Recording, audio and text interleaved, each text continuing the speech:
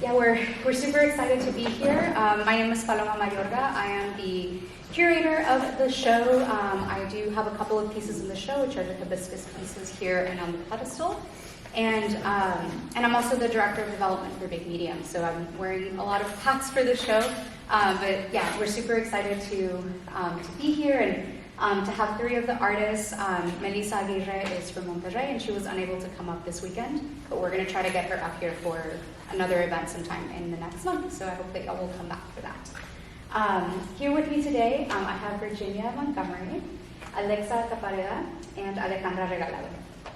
And this exhibition kind of came together after I did a studio visit with Coca, who's our curator and director of programs here at Big Medium, and Alejandra, and I was learning more about her work, and I just, in my head, I kept seeing like glimpses of the work of other artists that I had either known for a little while, like Virginia, and artists that I was like new to their practice, like Alexa and Melissa as well.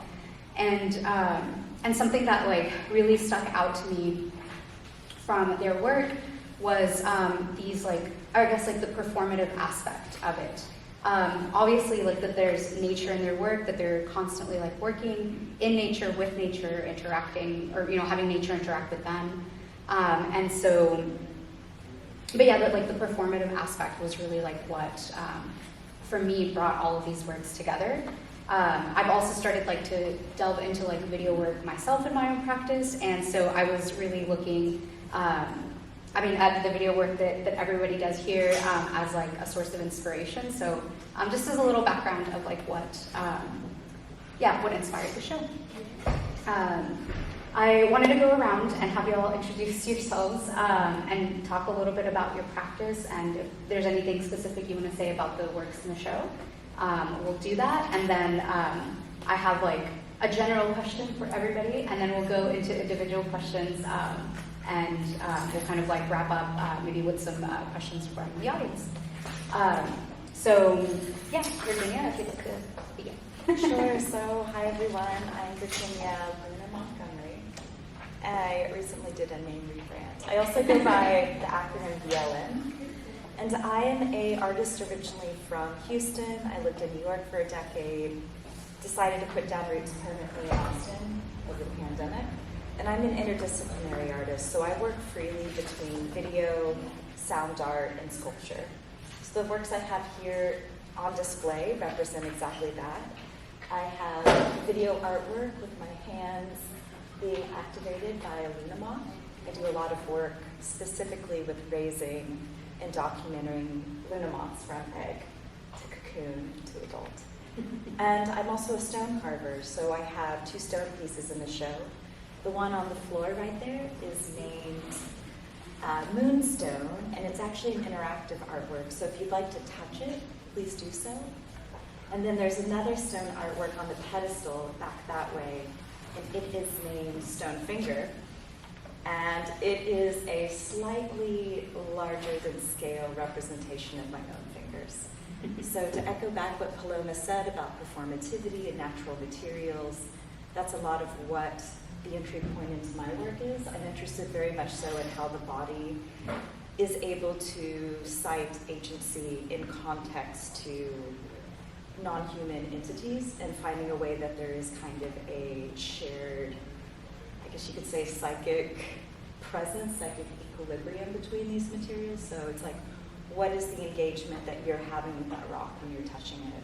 How is that kind of a shared moment of experience? So it situates not you, the viewer, as a distant voyeur, but you're like actively co-creating the work in the moment. So that's what was in my mind when I was putting together these. Yeah, thank you, Paloma. Thank you. Alexa? Hi, I'm Alexa Capareda. I am primarily a dancer and a choreographer. I work at Ballet Austin as the rehearsal director for the Apprentice Company. So very different medium and sort of I grew up in the Philippines, and my family moved to Texas when I was 14 years old. And I danced professionally at Ballet Austin and in Canada and in Europe before moving back in 2013, and since 2015 I've been working at Valley Austin. Whenever I can, do performance projects and mostly in contemporary work. And I've gotten the great opportunity to be able to collaborate with artists of many disciplines in sound art, experimental sound art, and more recently visual art and visual artists. And I've always enjoyed playing with the video medium and documenting myself, improvising, and what started as me documenting ideas of movement qualities and explorations, and my works in this group show include that video over there of me. It's a compilation of videos taken on various trips to different national parks in the American West, and just coming out of this, like, being compelled to move in such beautiful, vast spaces, and letting the overwhelming nature kind of inform the movement. And I've really enjoyed tinkering with editing and how that can tell a story. And I also have these 3 prints that are on that wall that I just wanted to drape myself over the nature. It just felt like so comforting. I think those that style of photograph came out of a trip that my family took to Joshua Tree, like right in the middle of the pandemic, where I felt very exhausted, and I think it's something that everyone felt over, especially in the thick of the pandemic. And nature as a place of rest and healing. It's cool. Thank you. Alejandra. I'm Alejandra Regalado. My work is on that wall. I'm trained mostly as a photographer and done a lot of documentary production. And at some point, I really wanted to reconnect with the things that I felt my safe space, away from the studio, and putting my body in exposing my body to the elements, so I would feel again and feel nature and get this connection. Most of the images are at either biosphere reserves in Mexico or areas where there are not a lot of tourists. So I was looking for isolation. First, not to be worried about, let the tourists move like while I'm taking the pictures or doing the video, and also to be in these isolated places where I just could reconnect and spend as much time as I needed to interact with the environment. And the work required very long time to get to the location and to experience the place. And I really, as I said, was looking to feel again. So to feel the sun, to feel the wind, the saltiness that gets on your skin when there is the sea or close to you. There were mosquitoes, working from sunrise to sunset and beyond. I was working in this series with a crew of 3 people with me, and usually a guide that would take us to these isolated locations, and also was giving up all the control that you have when you are the one holding the camera or doing the most of the production. So that required, in my practice, to not, it wasn't as much as to give up control, but to be able to share my ideas with somebody else and get this connection and make him, because actually it was a guy, the camera, like all the crew were guys, which was very interesting because then it's a very feminine work, but it required, there ended up being a lot of guys involved. So giving up this, having to give up this part of control, but also trying to explain myself enough to be able to share and make them be part of the project. In all the locations, what we would do, I will just go online and scout images and see what I thought it could be interesting looking from above. Most of the places I had shots that when I was scouting, that I would see from here. but not from here. So it was a lot of guessing of what would have been what we found. And then we would just arrive to the location, and when the drone went up, if everything would be revealed.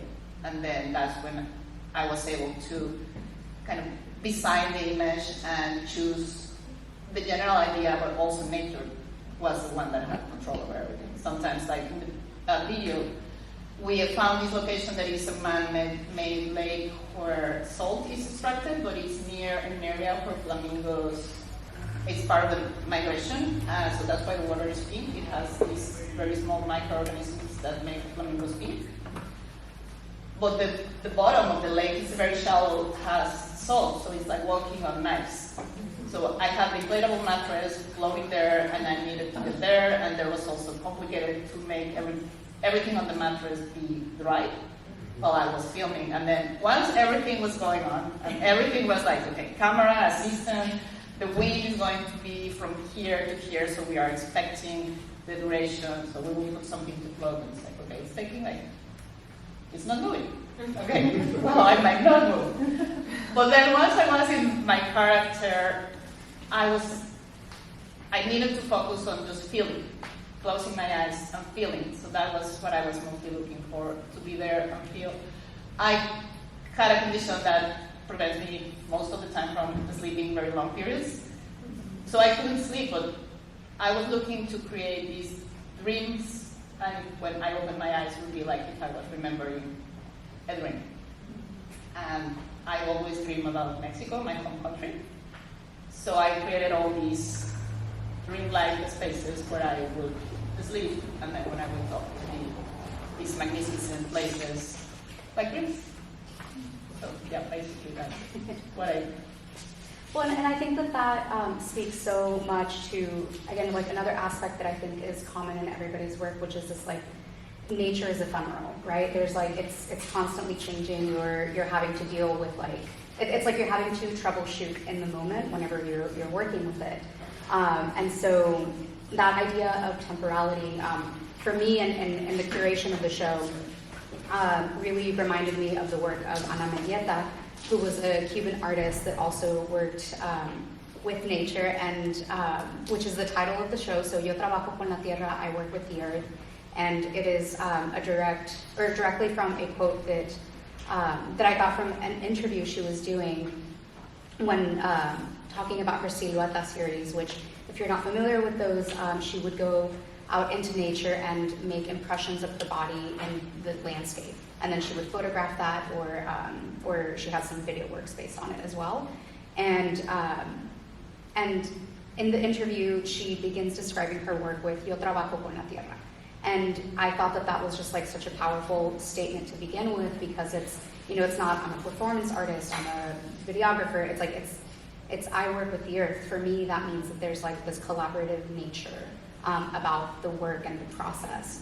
And so, again, taking it back to that, the temporality of working with nature, I wanted to hear from all of y'all, and we'll have to project as the AC gets a little bit louder.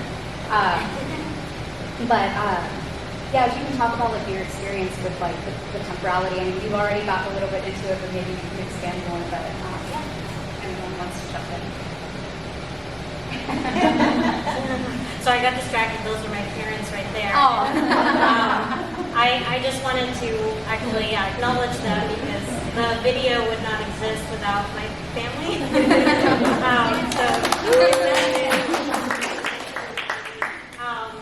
So yeah, I basically, because all of those films were on our family trips, and I'm very close with my family, and I would, especially the first video here, which is playing right now at White Sands, I really loved sort of the storm coming in. It was quite windy, and it was quite cool because this was in December, and I made my dad freeze his hands off letting me just made him stand there. And so they're pretty practiced at me telling them what to do.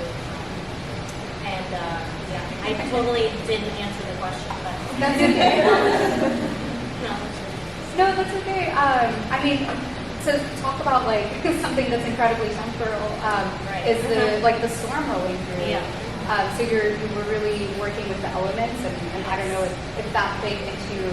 I mean, so these are like improv dances responding to the landscape. So can you talk a little bit about that? And So especially this first series, like this White Sand series, I didn't really plan, or maybe in the back of my head I planned a little bit, but it's just like you get there and it's so beautiful, and like seeing how it's framed, and I've been really interested in film, and so it's just I have this sort of like body intelligence coming from years of ballet, but also a lot of other contemporary work, and a lot of that training is responding to your space and the energy of the space, and so it's all really different. Like you'll find there's some I think one in Death Valley where my movement is a little bit more energetic and kind of punchy because I was kind of responding to the jagged like mountain side, and or I would come with a different nugget of an idea in my head, and so as you were speaking, I was thinking about those qualities of unpredictability when you're working with nature and the landscape. And that's something that I think about a lot in my own artwork, especially when I'm working with protagonists like moths or butterflies. One, it's impossible to motivate an insect really. They're highly erratic. Highly erratic. The other thing is they're intensely fragile. And in terms of temporal time space, adult Luna moths only live for about 7 days. When they come out of their cocoons, they actually do not have working mouth parts, digestive tracts, or anuses. They purely emerge just to mate, lay eggs, and that's the end of it. So when I'm working with these beautiful ephemeral creatures, I'm trying to capture as much video content as I can, because a big part of my practice is me having this intense bond of intimacy with these small creatures where I'm preparing them from an egg point, and then I'm with them essentially at their moment of death. And so from the second they hatch, I know like I have 72 hours, maybe a little bit more, maybe 120 hours, like with this creature before it transcends. And so that's something that I'm very actively considering when I'm behind the camera and both in front of the camera, and how there's just so much like vulnerability as I'm working with the Luna moth, and then we have this camera that's essentially mediating that relationship as the clock is ticking down. The other thing I wanted to mention about time is part of the reason that I'm really into stone carving, and I got into stone carving just a few years ago, is I spend so much time editing and producing films, so I think a lot about movement, gesture, and how when we capture that content and then bring it into a non-linear timeline software like Final Cut Pro, you're basically looking at like little chunks of content, little chunks of matter, material, and then you're sequencing that to essentially bring meaning. And then I was thinking like, okay, how does that exist not in the ephemeral space of non-linear editing, but actually in the material space of the concrete?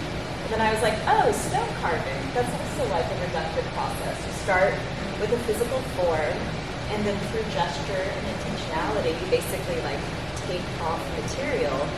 And so I think a lot about how a video artwork is a lot like a stone, and how a stone is a lot like a video artwork. They're both embodiments of time. And I think that's a very kind of different way of looking at an artwork that also exists outside of like the holy canon of painting and like what is two-dimensional movement on a canvas. I mean, this is like I'm looking at materiality that's being activated by time scale and like nothing else. Time is incredibly interesting because, so in hearing you talk about like working with the rocks specifically, of course, I'm thinking of Marisa's work, which is here on the screen. She also has a piece that's down here on the floor by the window. If y'all want to take a look around after the panel. But she is essentially, in the video, she's laying down on rocks with another giant rock on top of her with the Monterrey Mountains in the back, and she's like, she's just breathing. Just breathing. Like that's the entire loop. And with these pieces, she's taking her body, taking her own, like the measurements of her own body, and like trying to find a way to relate to these, what she considers very much still living beings, which are rocks and fossils, because they're continuing to change, they're continuing to form and unform, and just like the sense and the scale of time is so different for them than it is for humans. And it's also like something that I think about for my work, like, you know, in creating these pieces which are made out of hibiscus, like hibiscus flower, and this is ground up hibiscus flower. There was, you know, I'm sitting here thinking like, oh, I'll go to Fiesta and I'll buy like my bulk Jamaica, it's, you know, and then I'll grind it up, and you know, I have like this idea of how like my process is going to go, and then I get there and the flower at this time of year is actually still fresh. So when I purchased it in the past and like closer to the end of the year, which is when a lot of people use it for the holidays, it's already dry. And so I had to take out these flowers and dry them like with the sun, which was also like a very beautiful and like meditative process that I think played into it. And then some of like the works that I have on the pedestal are made of gelatin, and that over the course of the exhibition will dry and like the water will evaporate. And they just continue to change. Sometimes they grow mold, like it's really unpredictable. So yeah, so just thinking of that and just kind of like circling back to you, Alejandra, like the sense of time. I don't know, like it's so interesting in your work because you're creating these dreamlike states, but you kind of also are in a dreamlike state because of like the intense like process that your body has to go through. Can you talk a little bit about that? It required a lot of preparation, like from the things that I ate, how to hydrate, all those things, and took months. So from the point where I decided to start the project, finding the locations, and then it was probably 2 weeks before 4 or 5 days of being on location that I really needed to be eating certain things and preventing my body to do other things while I was on location. But I really wanted to communicate or feel this kind of meditative state and being in peace. And I think in this world, there are many things going on, but there is always room for these spaces where we can look inside and share that we all have beauty inside. And that's something that I really like sharing with other people, because when people connect to this work, they talk about these kind of things, or they associate with what they feel or what they think, and that's very important to me. But it was all about time. Mm-hmm. Like time to prepare, time to get there, time to wait for nature to decide what actually was going to happen. And then time, going back to what you were saying about the digital and the editing, then it kind of breaks that point of just sitting in front of the computer and being able to decide what's going to happen. Either this clip goes here or this goes there. So that became very important in this series. And the more I work on the images and I put myself there, I realized that I was going to be able to accomplish different things, or nature took me to different paths that I had even like imagined. Yeah. So it felt a lot like just being free and not being afraid of nature. That was really important. You know, one thing that I mean, the unpredictability is something I mentioned last night, in that those two prints on the end are from a national monument called Craters of the Moon. And we actually didn't plan on going there at all. We were supposed to go this summer in June to Yellowstone National Park, and I don't know if anybody was paying attention to the news around the time, but they had record landslides and the park was closed.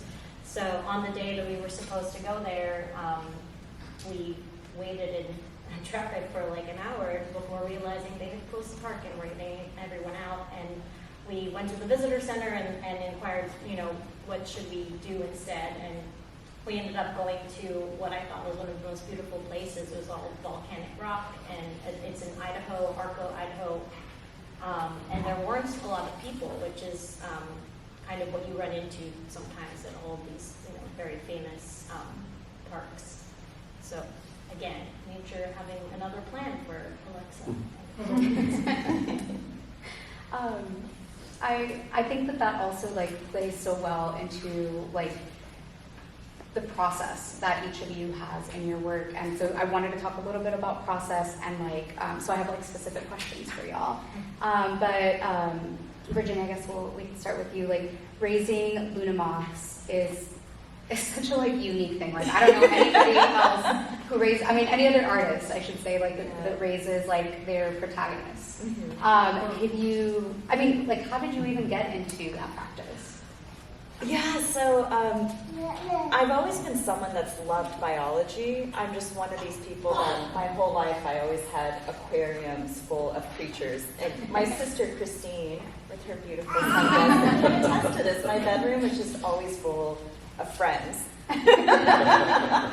And so as my art practice has evolved, I've always found a way of just having creatures around me that I love. My intense fascination with moths and butterflies really amplified during the pandemic, because like everyone, I was essentially stuck inside trying to figure out how I could create a sense of expansiveness while essentially operating in the confines of an apartment. So I got really interested in that macro scale environment of essentially how can I make the world feel bigger by going smaller and then working with species that interpret the world from that little lens. The other thing I can answer really quickly about why little creatures is I think a lot about the gaze in my artwork, kind of the feminist notion of how the eye is perceiving meaning within an artwork. What does it mean to look at something, but also what does it mean to look back at something? And Luna moths and other eye spot butterflies have been intensely fascinating to me because they are creatures that, on their actual physical bodies, carry these eye spots, which have been there. I guess they have fossil records that show that eye spots as a phenomena in nature go back, I want to say 110 million years, so it actually predates the evolution of us as mammals. But yet we, with our consciousness, can look at these eye spots on wings and be like, oh, that's an eye spot. I have an eye. That's an eye, an eye. And we are making this semiotic relationship with the body of an other, even though that meaning was established beyond our timeline. And so consciously, when I'm working with the Luna moths and, she displays her wings like this and I see her eyes, I'm like, this is a wild relationship that we're having. Yeah. So, and then again, when that gets echoed out with the lens of the camera, then there's another eye that comes into the dynamic. So that's partly why I love moths and butterflies. They're just, nature is such a strange term for me. I think about it more as consciousness and time infused into the material. Yeah. And yet we call that nature. But it's really, it's a much, much more complicated level of philosophy and physics. How do you get them to stay on your fan? Mm-hmm. I raise them so I think they get very familiar with me. And I don't want to speculate and say it's because they love me. I think it's because I essentially become another prop within their universe. So me and the stick hold the same weight to them, which is kind of nice. It feels good to be a stick. Well, and so in the description of the show, I talk about non-human intelligences, and that for me has been a term that I've learned over the past couple of years being part of this discussion group that looks at nature in other disciplines. And it's, yeah, non-human intelligence is like there is an intelligence there, there's something to be learned, there's something that, it's just a different language that we have to learn. And, Yeah, exactly. And so I'm going to shift over to Alejandra.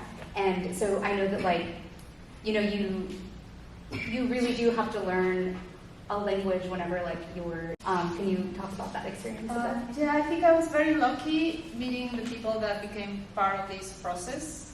And process for me is everything. Like, the work is a consequence, but the process is what drives to be there and have this experience and be exposed, the sense of physicality in these environments. And so, for example, the biologist that is very knowledgeable in the area, we were trying to figure out, okay, this area looks great, but how are we going to get there? Or there were, like, for the pink water, I wanted to do something with flamingos in the area, but you are not supposed to fly the drone at certain height near the flamingos. So we basically couldn't do the shots that I wanted. So we were there, I traveled there, and then it's like, no, you can't do it. You cannot do it.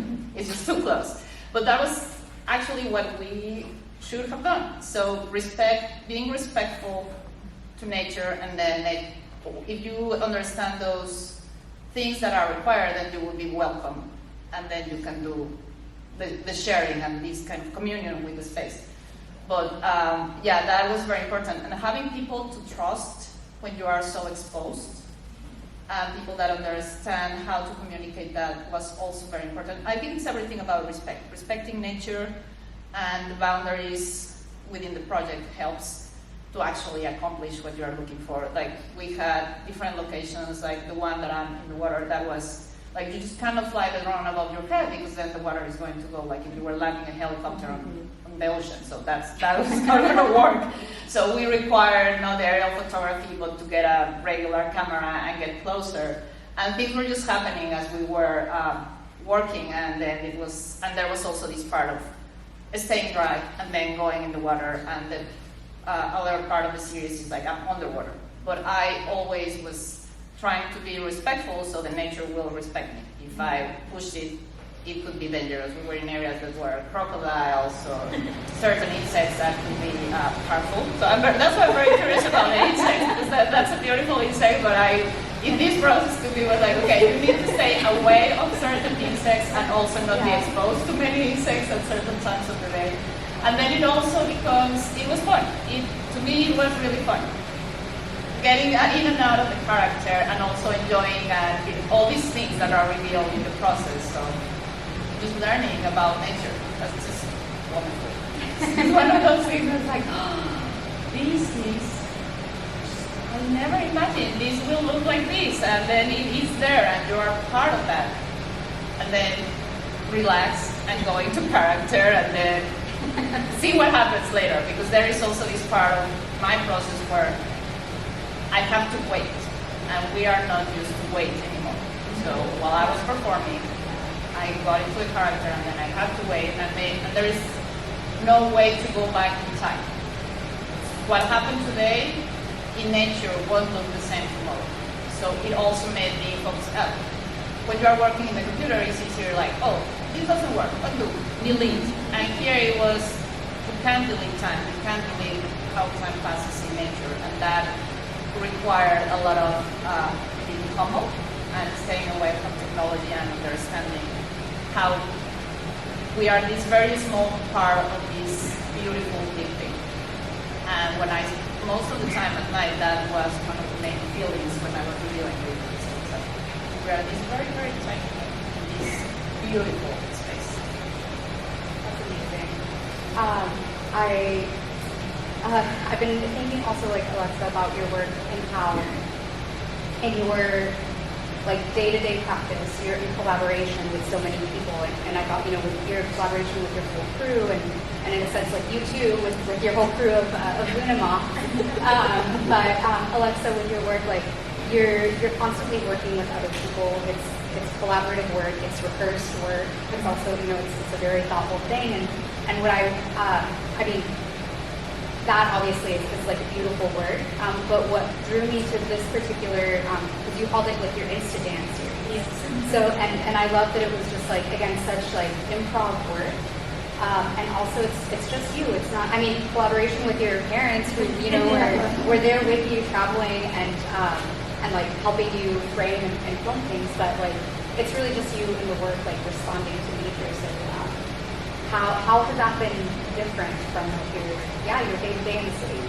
Yeah, well, I think that's why this being a part of this group show has been particularly special because you know, the videos and the pictures are just things that I like to make, and they are so much more about freeness, and they were done at times when I wasn't, you know, working on what is like a very, you know, again, the ballet company is pretty rigid and in a way, and even when I am working on kind of more performance projects or like from senior pieces, even site-specific work where you have to be pretty specific about things.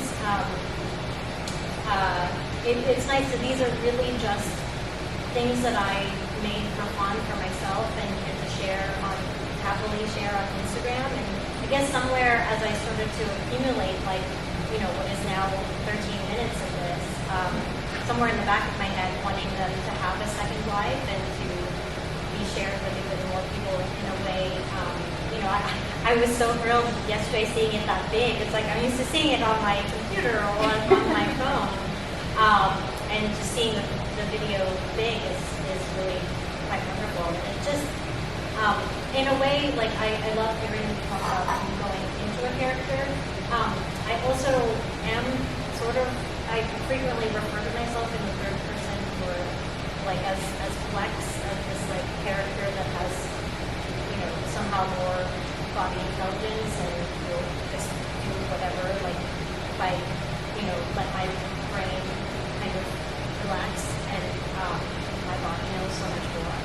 And the spaces that I am in know so much more. And going back to that idea of non-human intelligences and how, you know, like the earth knows like so much more than we do. They're, you know, it's like a tiny, I love that feeling of being small, and that poem that you see in the handout is kind of, I just love that image of nature overwhelming what is our very fleeting time in comparison. But Amanda, can you talk a little bit about these? Yes. Your process with this. Definitely. So I've started this new series of work where I'm working with flowers and specifically like flowers and herbs that are used medicinally. And this idea that I'm calling botanical wisdom. And it's something that in my experience and in my life I've only put it into practice because it's knowledge that has been passed down to me from women in my family. And the series with the flowers came from like an experience that I had with the bougainvillea flower, which is like also like bright. I mean, it can be different colors, but specifically like the fuchsia one. And I started noticing it everywhere in Mexico City, especially in at the graveyard where my grandmothers are buried. And that fuchsia color, it was one of my grandmother's like favorite color, and she always wore pink, but specifically that pink. And I remember like picking up a piece like in a parking lot one time. I took it home and my mom was like, "Oh, did you know that you can make tea with that and it's good for a sore throat?" And I was like, "No, I had no idea. Who brews bougainvillea flowers, you know?" She's like, "Yeah, it's common knowledge." And I'm like, "No, it's not my common knowledge." But within like a month or 2 months of that, I had the same interaction with different women in my family with the same plant.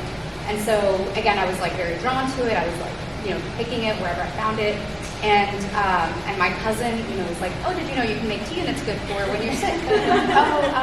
My aunt said the same thing. And then like the last straw or last like bit of experience that happened that like made me feel like I had to do something about it with my art was our team for Big Medium traveled to Mexico City for Sonamaco, which is the annual art festival there in like the earlier part of the year. And there was a giant bougainvillea flower where we were like close to where we were staying at, and there was a gardener cutting it, like, you know, trimming it. And so I went by and I said, oh, can I have a piece? Like, I love this plant. He was like, oh, take some more. You can make tea out of it. And I was just like, who taught you that? And he was like, oh, my mother did.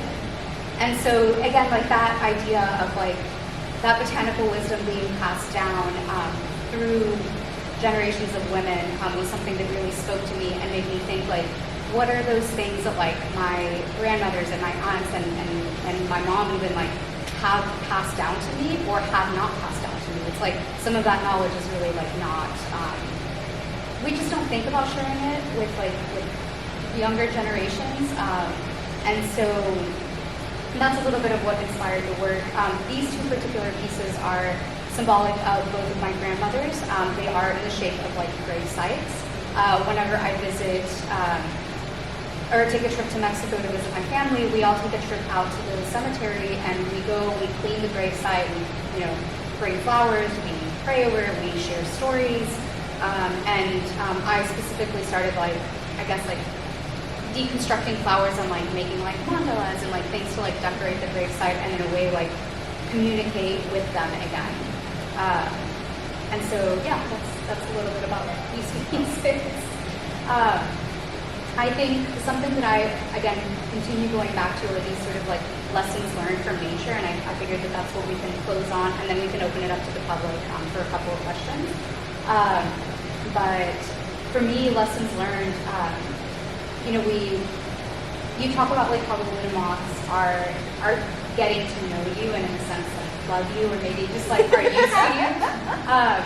But it's again like learning to speak the language of materials and with like the gelatin works that I have on the pedestal, it has been such a trial and error thing. Like I can control the environment around it that might help it not grow mold, for instance. But sometimes like, especially like I've had some pieces in art galleries in like winter whenever the heater is on inside, and those pieces are just like I can't use them after they dry because they grow through like black mold.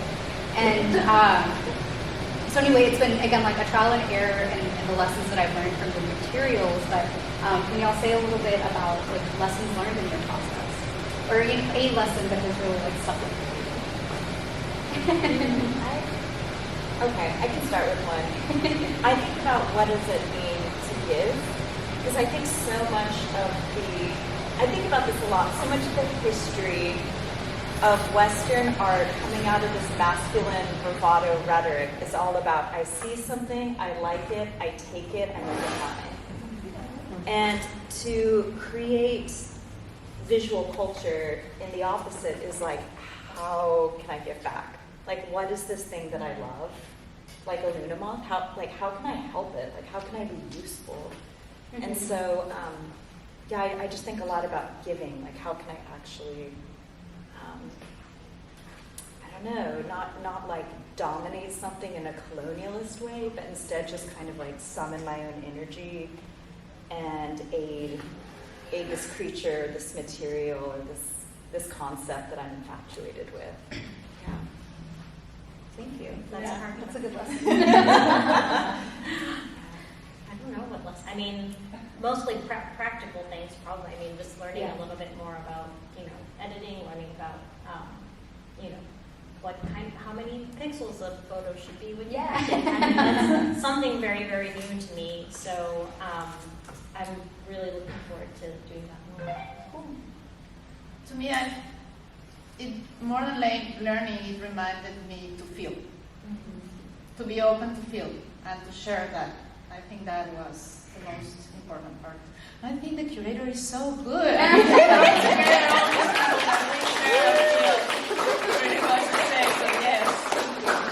Big applause for the curator. So what about you? You know, I haven't curated in a little, I mean, maybe in like 6 years. And they had always been like maybe some smaller scale exhibitions. This is probably like the biggest scale exhibition in terms of like the level of artwork being made. And also it was like, this for me was just kind of like a dream come true that I was able to work with artists whose work I've been using as like inspiration for my own work. And like being able to essentially like host a party of our work together. And I'm just like, oh, like I want to make, I want to work with Hibiscus. And then I start looking at the work and I'm like, oh, this pink video. Oh, this, it's like I start like, and I, like in my head, like I see all of the colors and like, again, that, like taking it back to like that collaborative nature of our processes is so important. And so anyway, it was like, again, it was kind of a dream come true to be able to bring your work together in conversation with mine and in conversation with Melissa as well. And also like, I like to tell people like, I don't think that any of y'all knew of each other or had seen each other's work.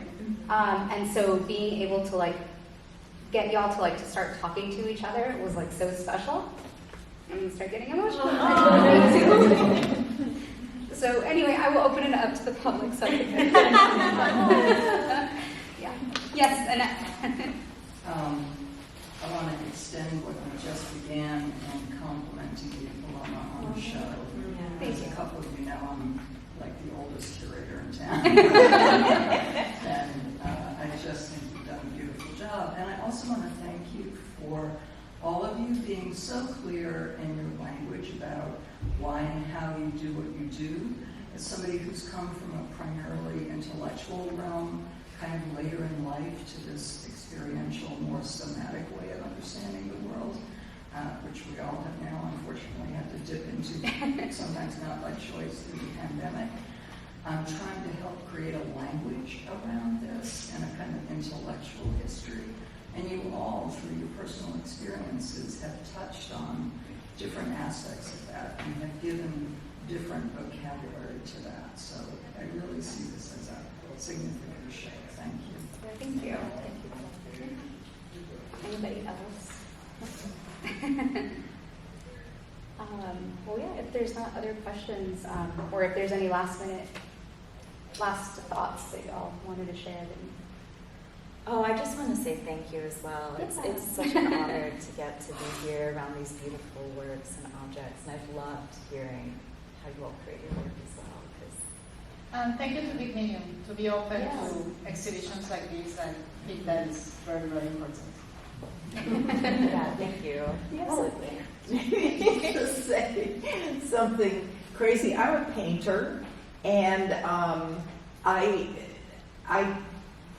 do paintings about Russian history. And the more I do it, the more I'm realizing how what I'm really looking at is the way Russians of all classes relate to nature, to, that you have to first and foremost adapt to the natural world and also the human people around you, and how that generates the autocratic system there. But anyway, what you're talking about reminds me of, I guess, who was talking about mold? You were below. I was, yes. That sometimes acrylic paint grows mold. Yeah. And I'm also interested in nature in this sort of very amateurish way. And I got so interested that I would, I left a palette for, I think we went away on vacation or something, and came back. And if you look through a microscope, you could see these little teeny tiny mushrooms growing out of the paint. It was fantastic. Well, it's beautiful, but Did you take a picture? Yeah, of course I did. I was excited. I can send it to you. But, she loves mushroom the way you like firefly. Right, that's true. I mean, mushrooms are incredible. I love mushrooms. They can attest, like when we're any hike, I take like just any mushroom I see that's different. I have to take a picture of it. I just think they're But then also the other thing about them is that the largest part of them is underground, and they're and what you're seeing on top is just the fruiting body, as they say, and it's such an interesting thing to admire, especially as a painter, because I feel like when you're learning the discipline of painting, you want things to last you know, 100 years or however long like you think your work is, you know, going to last. And for me, it's been like an unlearning of that process. Because I was trained in oil painting specifically, so it's all like, how do you cover the raw canvas so that the oil doesn't seep into it and destroy it? And it's like, and now literally my works are just like destroying it. I know, but I love that you've embraced that entropy within your own process. You're like, all right, this is going to die, but how can we look at this and appreciate it in the most beautiful way? Yeah. Of celebrating that state change. And Definitely. yeah. Again, it's like, it's for me, it's been learning a new language. Or unlearning the language of painting to learn something else, but maybe keeping some of like the, I don't know, the technical aspects of it. But yeah, thank you for sharing that. To be honest, I have, because I love mushrooms, I sometimes like, you know, continue to use the paint, not after the mushrooms have grown, but, you know, I kind of use it next to the really moldy part. And I just, I don't know, I like the idea of it It's just somehow. living there. Yeah, incorporated in there. It's very cool. Moldy's everywhere. It got into the white sheets. Oh. I had a bunch of like, so what we did every night was, okay, so 6 sets of white sheets, so we will wash 2 sets that we usually use the night before going shooting and then iron them. But if I left them for a while in the bag, because it has to be a plastic sealed bag because we were going to be on a boat or somewhere that was very humid. And even doing that every day, we got mold. Wow. And you get like these black stains. So it's like, oh, it got us. But yes, mold is everywhere. Yeah. Any other questions or comments y'all want to share? Okay. Well, I guess with that, I'll close it off. Thank you all so much again for being a part of the show and for being a part of today's discussion. Thank you again to Big Medium. I do want to give like a shout out to Boca because,